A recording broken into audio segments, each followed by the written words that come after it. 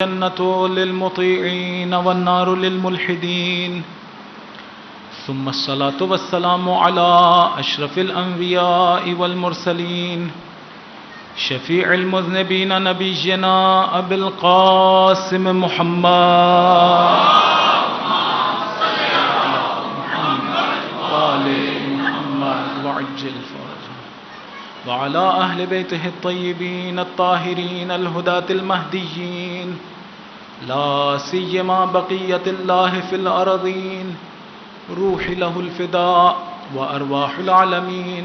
أما بعد فقد قال الإمام محمد الباقر عليه الصلاة والسلام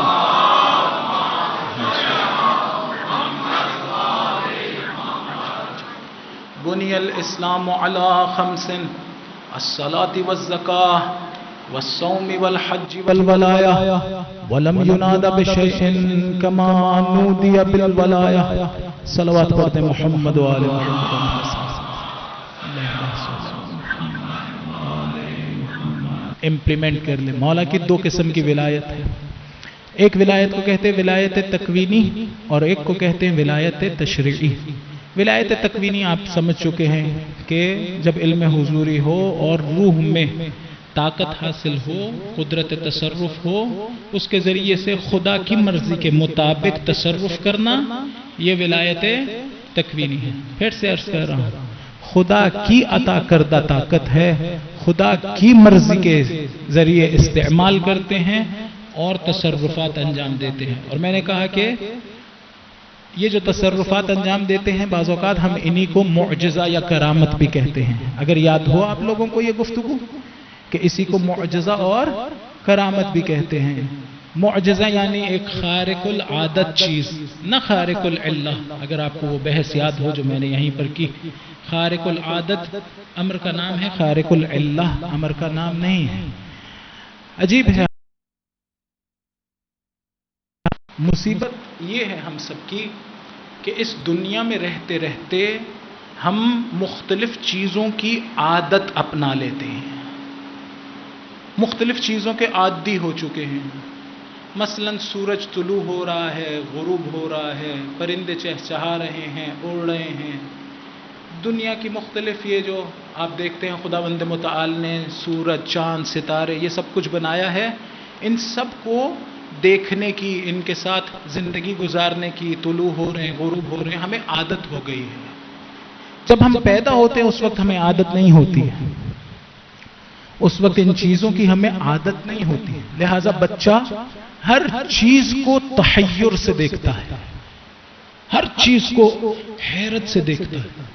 اسے عادت یا انس بہت تھوڑی چیزوں سے ہوتا ہے. ماں باپ سے انس ہے، گھر میں رہنے والے لوگوں سے انس ہے. جیسے ہی کوئی ایسا شخص آئے جس سے زیادہ ملاقات نہیں ہے تو پریشان ہو جاتا ہے. کیا ہوتا ہے؟ تحیر میں مبتلا ہوتا ہے. پہلی دفعہ جب پنکھا گھومتے ہوئے دیکھتا ہے تو ٹکٹکی باندھ کے دیکھتا رہتا ہے. کیوں؟ اس لیے کہ متحیر ہو گیا ہے، تحیر میں مبتلا ہے، دیکھا چلے جا رہا ہے. یہ ایک ایسی چیز ہے جو پہلے نہیں دیکھی تھی. یا مثلا اگر آپ پاس سے اس کے بلی گزرے، پہلی مرتبہ کوئی جانور گزرے تو نہایت تعجب سے دیکھتا ہے، کچھ کہتا نہیں ہے، خاموش ہو کے دیکھنا شروع ہو جاتا ہے. ایسا کیوں ہوتا ہے؟ اس لیے کہ اسے یہ دیکھنے کی عادت نہیں تھی. تحیر میں مبتلا ہوگا، حیرت زدہ ہو گیا، یہ کیسی مخلوق پاس سے گزر رہی. لیکن یہی بچہ جو بڑا ہوتا چلا جاتا ہے اسے عادت ہو جاتی ہے ہر چیز کی. اسی سورج کے طلوع ہونے کی عادت ہے، یہی ستاروں کے طلوع ہونے کی عادت ہے. ہر چیز اس کی عادت ہو جاتی ہے. جب ہر چیز عادت ہو جاتی ہے اس کی تو میں نے کیا کہا، معجزہ کسے کہتے ہیں؟ خارق العادت چیز کو. ایک ایسا فعل جو عادتاً نہ ہوتا، نہ یہ کہ ایک ایسا فعل جس کی کوئی علت نہیں ہے، نہیں، اس کی ایک کاز ہے لیکن عادتاً انجام نہیں پاتا. عادتاً کسی نے نہیں دیکھا کہ دیوار میں قالین ہو اور قالین میں شیر ہو اور کوئی کہے باہر نکل کے اسے کھا لو تو وہ کھا جائے. عام طور سے ایسا نہیں ہوتا. یا مثلا حضرت موسیٰ اپنے عصا کو گرائیں اور عصا اژدہا میں تبدیل ہو جائے. عادتاً ایسے نہیں ہوتا. معجزے میں اور جادو میں کیا فرق ہے؟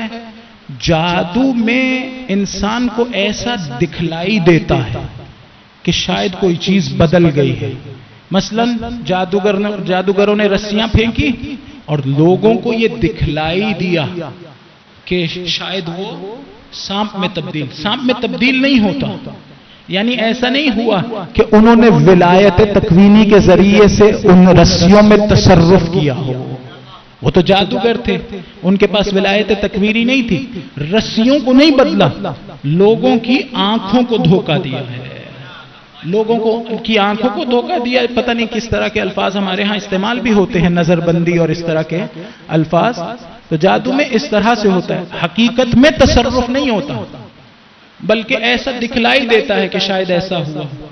لیکن نہیں، معجزے میں ایسا نہیں ہوتا. معجزے میں حقیقت میں وجود میں تصرف کیا جاتا ہے.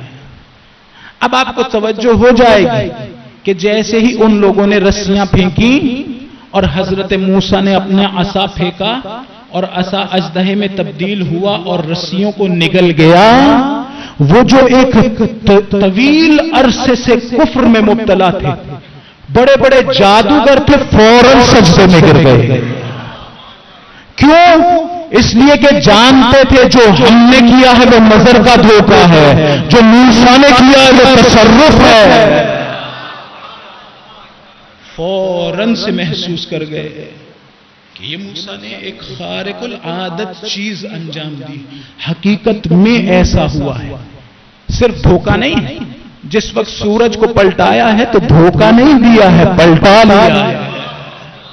اور ہمارے دادا محترم فرمایا کرتے تھے کہ حقیقت میں معجزہ جناب امیر علیہ السلام کا یہ نہیں ہے کہ سورج کو پلٹا دے، یہ معجزہ نہیں ہے. پھر معجزہ کیا ہے؟ کہا دیکھیے نظام شمسی ہے، سورج درمیان میں ہے اور تمام سیارے اس کے ارد گرد گھوم رہے ہیں. یہ شب و روز کیسے وجود میں آتے ہیں؟ جب زمین گھومتی ہے تو دن اور رات بنتے ہیں. تو معلوم ہوا کہ یہ سورج کو پلٹانا اسی طرح سے شاید تعبیر ہو جس طرح سے ہم کہتے ہیں سورج غروب کر رہا ہے، سورج طلوع کر رہا ہے. حالانکہ نہ سورج طلوع کرتا ہے نہ سورج غروب کرتا ہے. زمین گھومتی ہے، ایک جگہ پر سورج نمودار ہوتا ہے، ہم نے کہا سورج نے طلوع کیا ہے. حقیقت میں تو سورج نے طلوع نہیں کیا، زمین کا وہ رخ اس کے سمت میں آ گیا، لہٰذا ہم نے کہا کہ ہاں سورج طلوع ہوا. تو حقیقت میں حرکت کس کی ہے؟ زمین کی. مولا نے سورج کو پلٹایا، اس کا مطلب شاید یہ ہو کہ مولا نے زمین کو واپس گھمایا. مولا نے کیا کیا؟ کیا کیا مولا نے؟ زمین کو. وہ کیا فرماتے تھے؟ توجہ. وہ کہتے تھے کہ مولا کا معجزہ یہ نہیں ہے کہ سورج کو پلٹا دیا، معجزہ یہ ہے پلٹا دیا اور نظام شمسی درم برم نہیں ہونے دیا.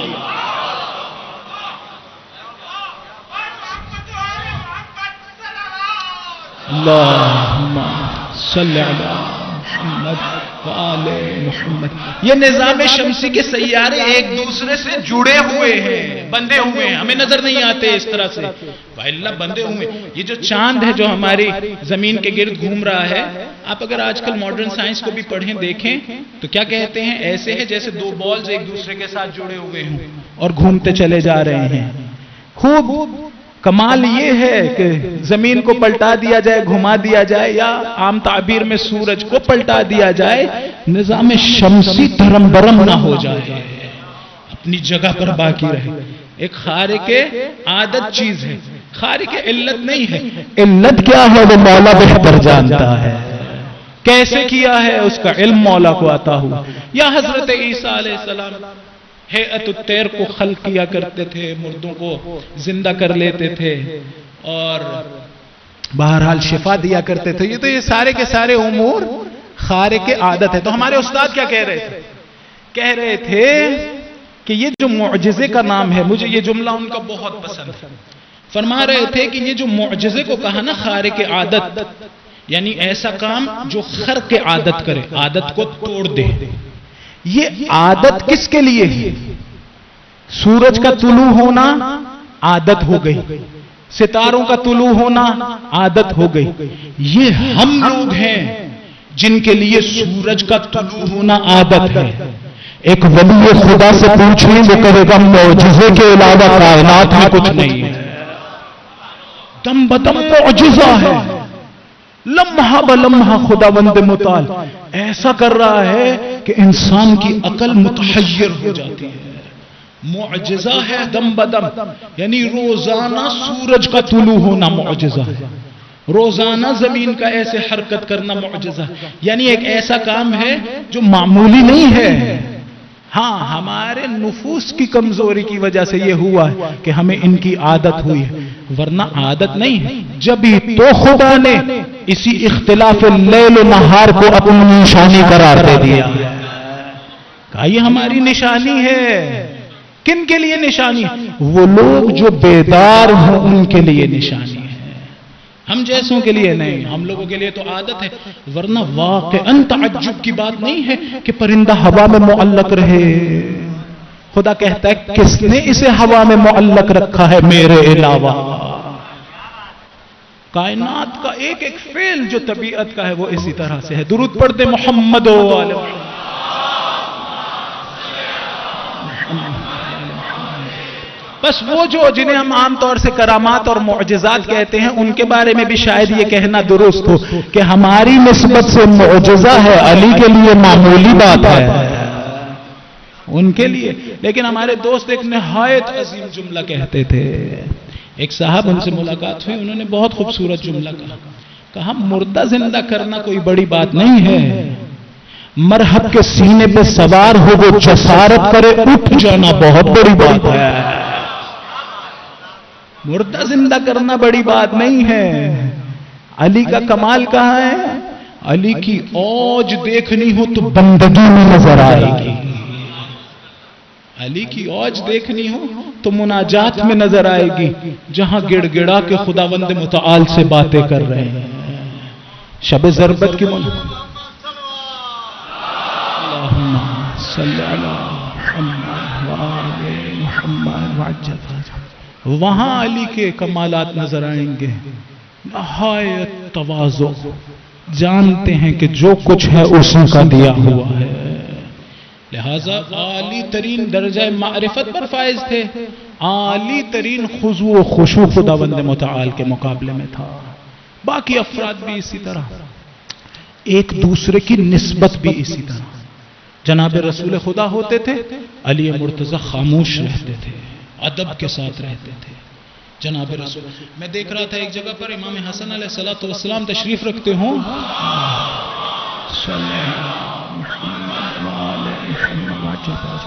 امام حسین علیہ السلام خاموش رہتے تھے۔ یا حضرت عباس علیہ السلام کے بارے میں ہے، امام حسین علیہ السلام کا نام کیسے لیتے تھے؟ یا ابا عبداللہ، یا سیدی، یا مولائی، کیسے بات کرتے تھے امام حسین علیہ السلام کی، جسے معرفت حاصل ہو۔ بعض جگہوں پہ میں نے دیکھا حضرت مالک اشتر جناب امیر کے سامنے خاموش کھڑے رہتے تھے، اس لیے کہ معرفت بہت اوج پر تھی۔ جس کی معرفت خداوند متعال کی نسبت بھی زیادہ ہو جائے وہ بھی ادب کی زیادہ رعایت کرے گا، جس کی معرفت اہل بیت کی نسبت زیادہ ہو جائے وہ بھی ادب کی زیادہ رعایت کرے گا، اس لیے کہ معرفت تکبر نہیں دیتی ہے، خضوع دیتی ہے، خضوع دیتی ہے۔ حضرت عباس علیہ السلام صاحب ولایت تکوینی تھے، صاحب ولایت تکوینی۔ اس پہ ایک دلیل بعض علماء کے نزدیک یہ ہے کہ اگر آپ 4-5 لوگ مجھ سے بات کرنا شروع ہو جائیں یا کسی سے بھی بات کرنا شروع ہو جائیں تو ایک کی بات بھی سمجھ نہیں آئے گی، آوازیں کان سے ٹکرا رہی ہوں گی لیکن کیا کہہ رہے ہیں سمجھ نہیں آئے گی۔ مولا کا لقب ہے باب الحوائج، یعنی لاکھوں لوگوں کو سن بھی رہے ہیں دے بھی رہے ہیں۔ یہ لاکھوں کروڑوں لوگوں کو سن لینا عام کانوں سے ممکن نہیں ہے، اس کے لیے ولایت ضروری ہے، اس کے لیے ولایت۔ اور ولایت کا باطن کیا تھا؟ علم۔ جتنے بھی کمالات ہیں اگر آپ مجھ سے پوچھیں، جو مجھے معلوم ہے، بہرحال ممکن ہے خدا نہ کرے غلطی کر رہا ہوں، جتنے بھی کمالات ہیں ان کی اصل علم ہے۔ ان کی اصل کیا ہے؟ علم۔ قدرت کا اصل علم ہے، شجاعت علم ہی کی ایک کیفیت کا نام ہے۔ شجاعت میں انسان کیا کرتا ہے؟ بزدلی کب کرتا ہے؟ جب انسان یہ سمجھے کہ بھئی فلاں جگہ اگر کھڑا رہا بھاگ نہ گیا تو مارا جائے گا. ایک میدان جنگ کا میدان ہو وہاں پر وہ سمجھتے ہیں اگر میں بھاگا نہیں تو مارا جاؤں گا. ایسا ہوتا ہے. خوب حقیقت میں کیا ہے؟ حقیقت میں یہ علم اگر ہو کہ ممکن ہے مارا جاؤں ممکن ہے نہ مارا جاؤں. خداوند متعال نے اگر نہ چاہا کہ مارا جاؤں تو نہیں مارا جاؤں گا. اگر یہ علم اور یقین کی کیفیت ہو تو بزدلی نہیں کرے گا، بھاگ نہیں جائے گا. خوب باقی بھی اسی طرح سے جو مثلا فرض کرنے کہ کسی میں سخاوت پائی جاتی ہے وہاں پر بھی علم ہی ہے. ایک بندے کو یہ کامل یقین ہو، معرفت ہو کہ یہ جو دے رہا ہوں یہ خدا مجھے لوٹا دے گا، کبھی بخیل نہیں بنے گا. میرے خیال میں اگر کمالات کو دیکھا جائے تو سب کے سب کی بازگشت علم کی طرف ہوتی ہے. خدا کی صفات کے بارے میں یہ کہا گیا کہ خدا کی تمام تر صفات قدرت اور علم کی طرف لوٹتی ہیں، اور علم حیات کی طرف. حیات کا مطلب بھی بہرحال علم کلام میں یہی بیان ہوا ہے، دراک فعال. بہرحال ایک درود پڑھ دیں محمد و آل محمد علیہ السلام.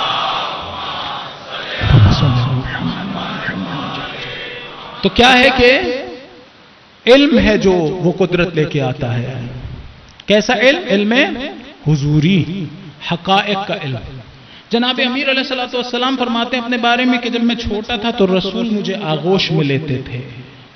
آغوش میں لینے کے بعد، سینے سے چمٹانے کے بعد، تقریباً 30 برس کا فاصلہ ہے دونوں میں، اپنی آغوش میں لیتے تھے. جب کچھ کھلانا ہوتا تھا پہلے اپنے دہن مبارک میں رکھتے تھے پھر میرے دہن میں ڈالتے تھے. حضرت عباس علیہ السلام کے بارے میں بھی یہی ہے. ان العباس ابن علی علیہ السلام زق العلم زقن. زق العلم زقن کا مطلب کیا ہے؟ پرندوں کی کیفیت کا نام ہے کہ پرندہ جس وقت اپنے بچے کو کچھ کھلاتا ہے تو کیا کرتا ہے؟ پہلے غذا کو نرم کرتا ہے اپنے دہن میں، اس کے بعد پرندہ اپنے بچے کے منہ میں رکھتا ہے. اسے کہتے ہیں زق العلم زقن. جناب امیر علیہ السلام بالکل وہی کام جو رسول خدا کر رہے تھے عباس کے ساتھ کر رہے ہیں. ہوتا کیا ہے؟ کرتے کیا ہیں؟ حقیقت میں غذا نہیں دے رہے ہوتے، علم عطا کر رہے ہوتے. یہ لعاب صلی اللہ محمد وآلہ محمد. یہ لعاب یہ معمولی بات نہیں ہے. یہ علم بھی معمولی علم نہیں ہے، کتابوں کے ذریعے سے نہیں آتا. علتیں کیا ہیں اس کو منتقل کرنے کی وہ بھی وہی بہتر جانتے ہیں. لیکن یقین ہے کہ اس لعاب کے ذریعے سے خود امیر علیہ السلام نے فرمایا کہ میرے پہ رسول خدا نے 1000 باب علم کے کھولے اور پھر میں نے ان سے 1000 ابواب علم کے کھولے. ہمارے دادا نے فرمایا یہ جو آپ سنتے رہتے ہیں کہ کنویں میں جناب رسول خدا نے صلی اللہ علیہ وآلہ وسلم لعاب دہن اپنا گرایا. ایک درود پڑھے محمد و آل محمد علیہ السلام. اللہم صلی اللہ محمد و آل محمد. لعاب دہن جو گرایا تو کیا ہوا؟ کنویں کا پانی پہلے کھارا تھا اب میٹھا ہو گیا. تو وہ اس طرح سے نہیں ہوا کہ ایک جگہ پر پانی جمع ہو پھر آپ مثلا شہد کی ایک بالٹی لائیں اور اس میں ڈال دیں وہ کھارا پانی اپنا ذائقہ بدل دے. انہوں نے کہا نہیں ایسے نہیں ہوتا تھا. یعنی ایسا نہیں ہے کہ پانی کھارا ہے حضور نے لعاب ڈالا اور پانی کو میٹھا کر دیا جیسے شہد ڈال کے میٹھا کیا جاتا ہے. کہا پھر کیا ہے؟ کہا یہ پانی کھارا ہی کیوں تھا؟ یہ پانی کھارا کیوں تھا؟ یہ کھارا اس لیے تھا کہ خداوند متعال نے زمین میں پانی کے مجاری بنائے، رستے بنائے. جہاں جمع ہوتا ہے پانی یا جہاں موجود ہو جتنی گہرائی میں، وہ لوگ جو اس علم سے متخصص ہیں اس علم کے انہیں پتا ہے کہاں جمع ہوا یا کہاں سے گزر رہا ہے. کھود کے بورنگ کر کے کنواں کھود کے نکال لیتے ہیں. ہوتا کیا ہے؟ جس رستے سے پانی چلتا ہوا آتا ہے، آیا تو زمین کے اندر ہی ہے نا، جس رستے سے چلتا ہوا آتا ہے اس زمین کی خصوصیات لے لیتا ہے. مثلا اگر کبھی ایسی زمین سے آئے جہاں پر نمک زیادہ ہے تو اب اس پانی میں بھی نمک ہوگا. اگر کسی ایسی زمین سے ہوتا ہوا آئے جہاں گندک زیادہ ہے تو اب اس پانی میں بھی گندک ہوگی، ذائقہ آ جائے گا. اگر کوئی اور معدن ہو تو وہ بھی پانی میں آ جائے گی. آپ کنواں کھودیں گے پانی نکالیں گے تو کہیں گے پانی کھارا ہے. فرمایا کرتے تھے کہ حضور نے اپنا لعاب مبارک ڈال کر پانی کو میٹھا نہیں کیا، زمین کی حقیقت کو بدل دیا۔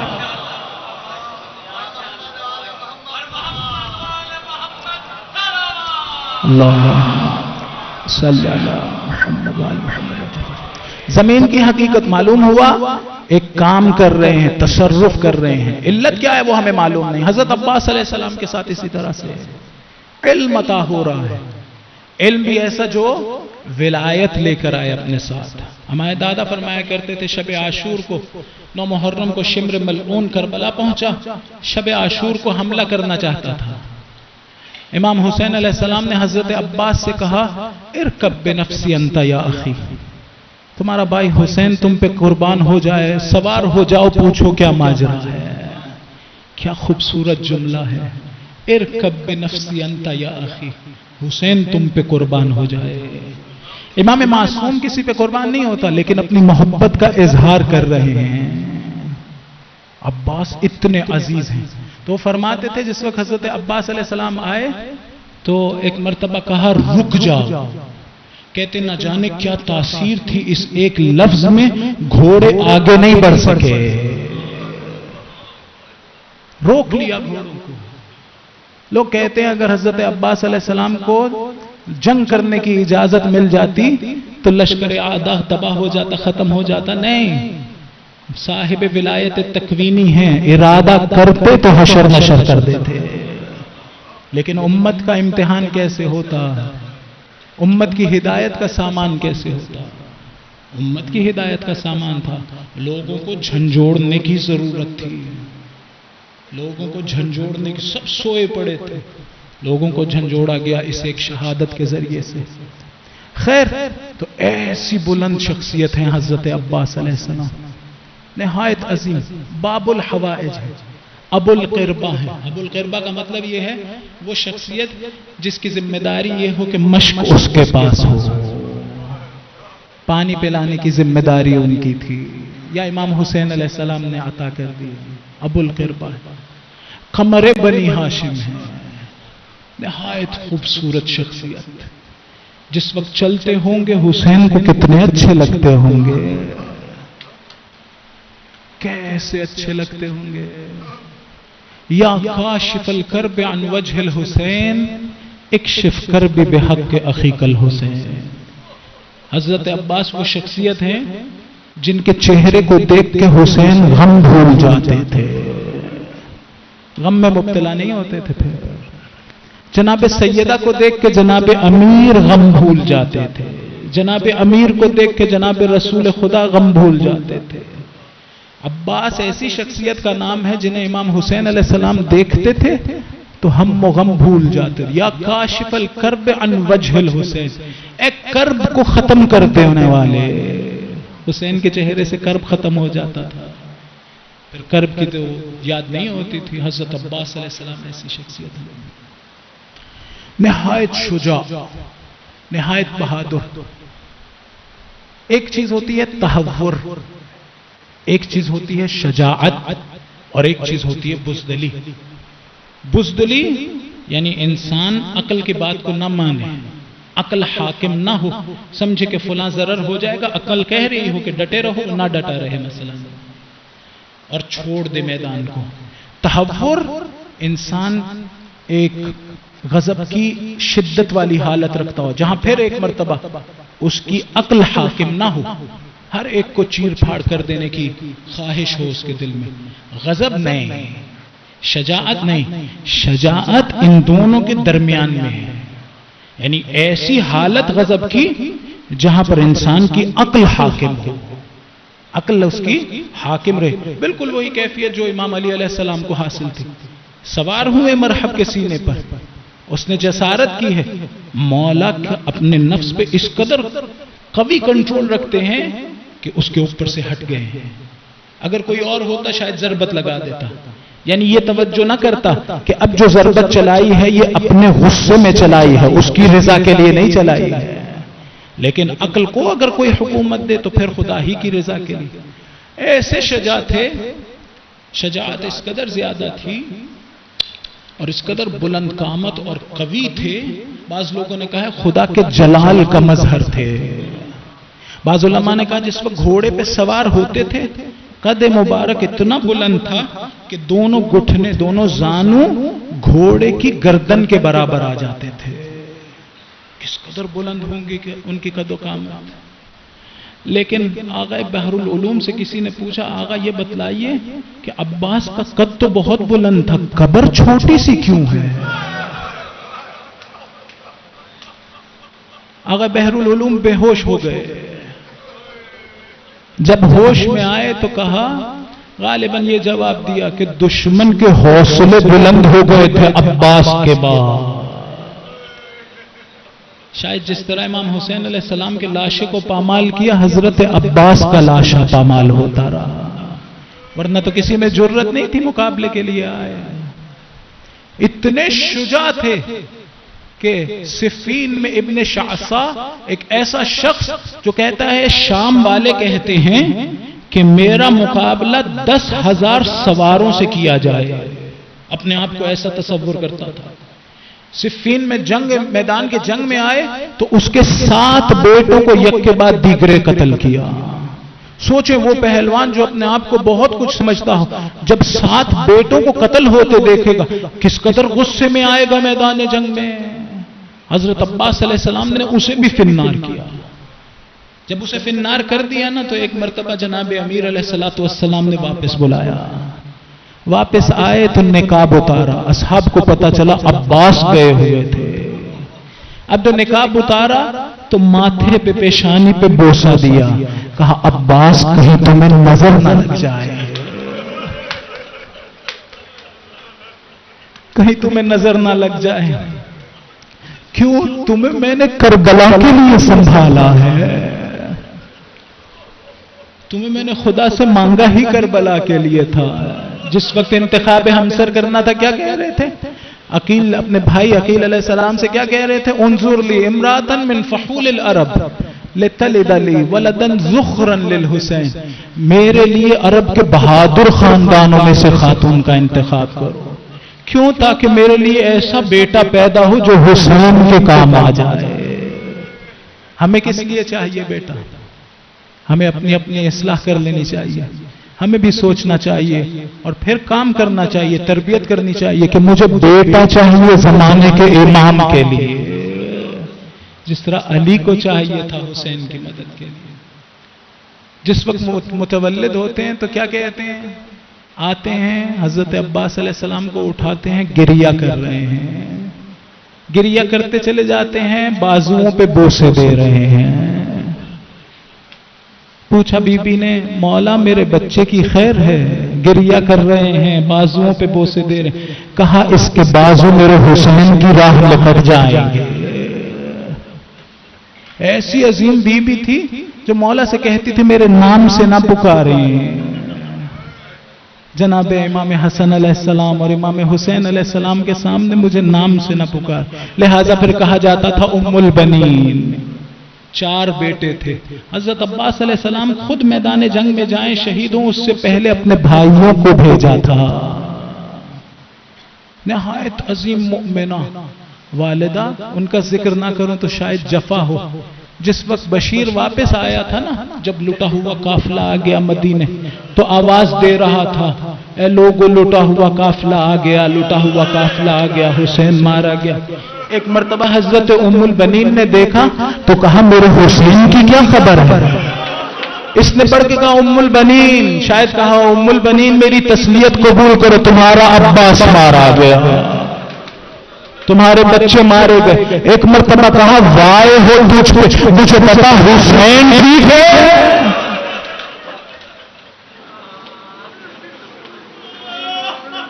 اجرکم اللہ. کہا اس آسمان کے نیچے جو کچھ ہے میرے حسین پر فدا ہو جائے. حضرت عباس علیہ السلام کس طرح سے، ایک ذرا مجھے توجہ کر کے بتائیے، اگر ایک بچہ چھوٹا سا اس کے پیدا ہوتے ہی اس کے کان میں یہ آواز پہنچے تمہیں حسین کے لیے مانگا گیا ہے، تھوڑا سا بڑا ہو پھر کہے تمہیں حسین کے لیے مانگا گیا، جوان ہو جائے اس کے کان میں آواز آ رہی ہو تمہیں حسین کے لیے مانگا ہے، تم علی کی شجاعت والے ہو، تمہیں حسین کے لیے مانگا ہے۔ جب بھائی کے جنازے پہ تیر لگے ہیں شاید بتایا ہو تمہاری منزل کربلا ہے، جب کربلا آ جائے تو کس کیفیت میں ہوگا، کس کیفیت میں ہوگا؟ اس کی پوری توجہ اس طرف ہوگی کہ میرے بابا نے مجھے جس کام کے لیے مانگا تھا وہ وقت آ گیا ہے، یہی ہوگا۔ عجیب روایت دیکھیے، جناب امیر علیہ الصلوۃ والسلام فرماتے ہیں عباس قیامت کے دن تم میری آنکھوں کی ٹھنڈک ہوگے۔ تصور کریں علی کی آنکھوں کی ٹھنڈک، حضرت عباس کیا کہا پھر؟ کہا عباس اگر کبھی پانی پہ قبضہ کر لینا نا تو پانی ہونٹوں سے نہ لگانا۔ تیار ہو رہے ہیں حضرت عباس، کربلا کے لیے آمادہ ہو رہے ہیں۔ عاشور کا دن تھا، زہیر بن قین آگے بڑھ کے کہتے ہیں عباس آپ کو یاد ہے نا آپ کے بابا نے کس لیے مانگا تھا؟ عجیب جملہ کہا اتشجعنی فی مثل ھذا اليوم، آج کے دن میں مجھے جوش دلا رہے ہو۔ ایک مرتبہ رکابوں پر زور ڈالا ٹوٹ گئی، آج ایسی جنگ دکھلاؤں گا جو کبھی نہ دیکھی ہوگی۔ کس سے کہہ رہے؟ خود زہیر سے جو عرب کا پہلوان ہے، سورما ہے جنگوں کا، اس سے کہہ رہے ہیں ایسی جنگ دکھلاؤں گا آج سے پہلے کسی نے نہ دیکھی ہوگی۔ کس کیفیت میں ہوں گے؟ اہل بیت کو بڑا سہارا تھا عباس کا، بڑا سہارا تھا۔ امام حسین علیہ السلام کو بڑا سہارا تھا مولا عباس کا، اعتماد کرتے تھے مولا عباس علیہ السلام پہ۔ جب ہی تو عباس نے جب آواز دی تو کہہ رہے تھے اب میری کمر ٹوٹ گئی، حسین کی کمر ٹوٹ گئی، الآن ان کا سارا ظاہری۔ جناب زینب کو بڑا اعتماد تھا حضرت عباس علیہ السلام۔ بعض علماء نے پڑھا کہ علی علیہ السلام نے بتایا بی بی کو بی بی اسی کوفے میں قیدیوں کے طور پہ آؤگی۔ انہوں نے کہا بی بی کہتی ہیں، بی بی سوچا کرتی تھی جس کا عباس جیسا بھائی ہو اسے کون قید کرے گا۔ بی بی کو بڑا اعتماد تھا، بڑا مان تھا۔ جس وقت امام حسین علیہ السلام خیمے میں ودا کے لیے آئے، حضرت امام زین العابدین علیہ السلام سے ودا کرنا چاہتے ہیں، مولا غشی کے عالم میں تھے۔ ایک مرتبہ بیدار ہوئے تو پہچان نہ سکے اپنے ہی باپ کو، بدل چکا تھا حسین۔ ایک مرتبہ پوچھا حبیب کدھر ہیں؟ کہا قتل، شہید ہو گئے۔ مسلم کدھر ہیں؟ قد قتل۔ ایک مرتبہ پوچھا میرا بھائی علی اکبر کہاں ہے؟ اپنے منہ سے نہ کہہ سکے میرا بچہ مارا گیا۔ جس جملے کے لیے آپ کو تکلیف دی، جناب زینب پاس بیٹھی تھی، رو نہیں رہی تھی۔ ایک مرتبہ پوچھا میرا چچا عباس کہاں ہے؟ بی بی کے گلے میں گریا۔ عزاداران سید الشہداء بڑے مشکل میدانوں سے گزری، امتحانوں سے گزری ہماری آقا آزادی، لیکن میں نے کہیں نہیں دیکھا کسی کو آواز دے رہی۔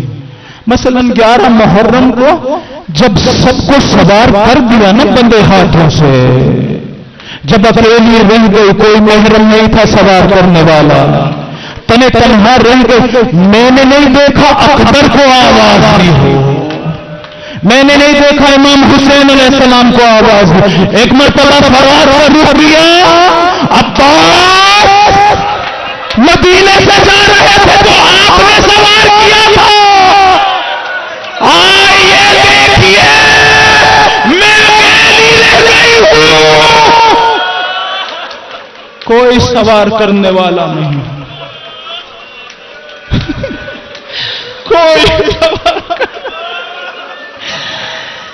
کوئی سوار کرنے والا نہیں۔ ایک مرتبہ آئے مولا عباس امام حسین علیہ السلام کے پاس، کہا مولا مجھے میدان جنگ میں جانے دو۔ مولا نے کہا عباس تم میرے سپہ سالار لشکر ہو.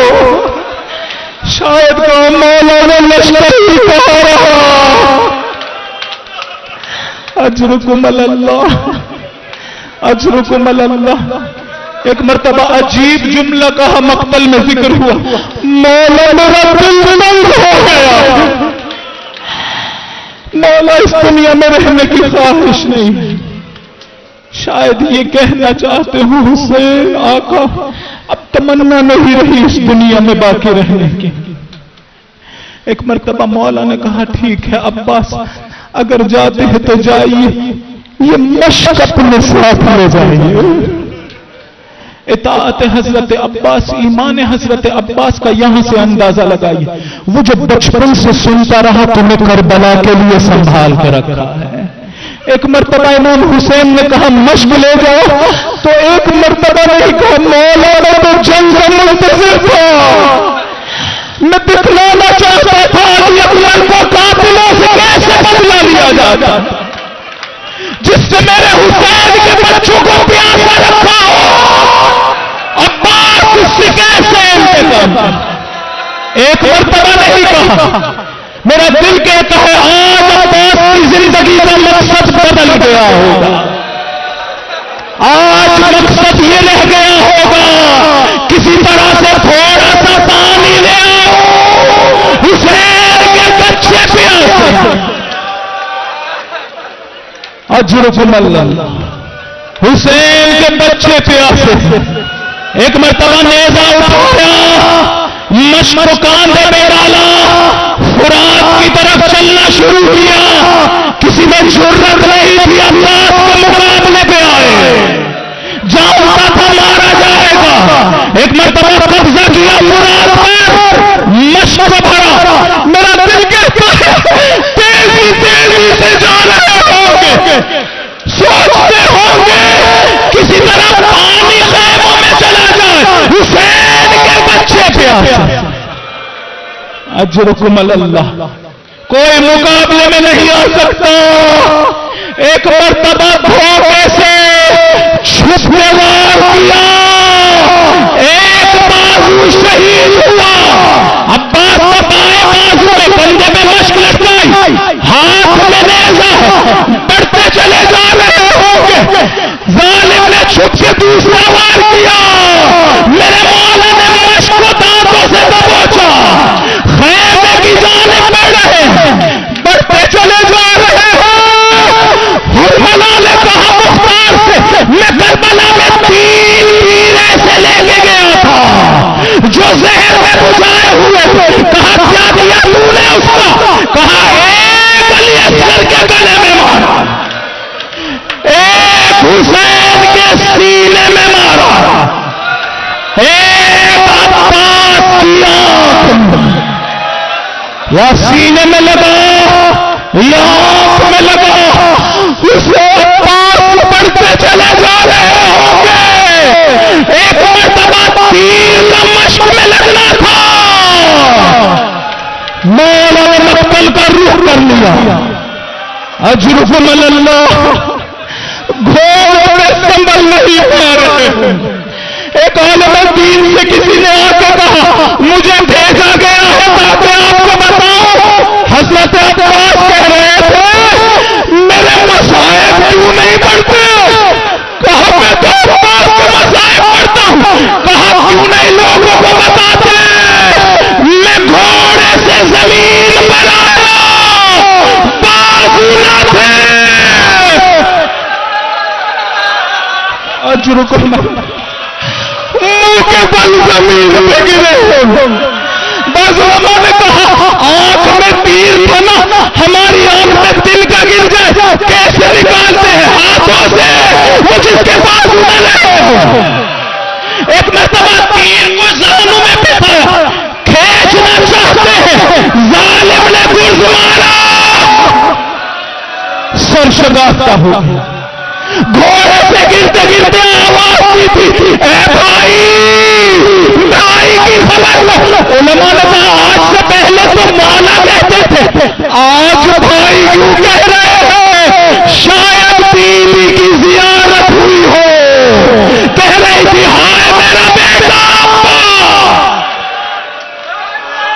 اجرکم اجرکم اللہ. آواز بھائی کی خبر لو. ادھر امام حسین پکار اللہ کا سراسری میری کمر ٹوٹ گئی. مقتل کی طرف چلنا شروع کیا. چلتے چلے جا رہے ہیں. ایک مقام پہ گھوڑا آ کے رک گیا. مولا نے نیچے دیکھا عباس کا بازو تھا. مقتل سے بازو کو اٹھایا سینے سے لگا. دوسرے بازو کو اٹھایا سینے سے لگا. ایک مرتبہ سرحانے پہنچے. سر اٹھا کے شاید گود میں رکھا. حضرت عباس نے فرمایا بازو ہمارے اس طرح کہا میرا سر زمین کر والا بولو. کیوں؟ شاید اس لیے آقا جب آپ گریں گے نہ گھوڑے سے آپ کا سر اٹھانے والا کو. بعض علماء نے کہا اس موقع میں فرمایا مولا جب اس دنیا میں آیا تھا آپ کی زیارت کی تھی. میری ایک آنکھ میں خون ہے دوسری میں تیر ہے بازو نہیں ہے. آپ کی زیارت کرنا چاہتا ہوں. مقبل نے کہا ایک درخواست کر ڈالی. کہو مولا میرا جنازہ خیموں میں نہ لے جانا فرات کے کنارے چھوڑ دینا. کیوں مولا مجھے آپ کی بیٹی سکینہ سے شرم